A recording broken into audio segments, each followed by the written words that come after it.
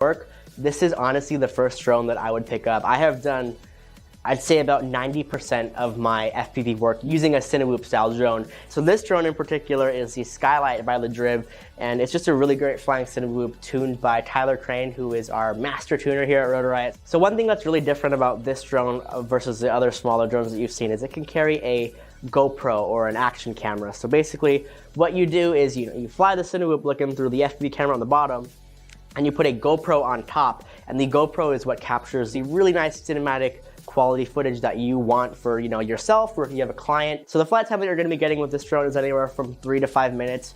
And honestly, I'd say the biggest factor that changes how long the battery lasts is fighting the wind would be the biggest thing for this, because you have the big propeller gobs in here that catch a lot of the wind.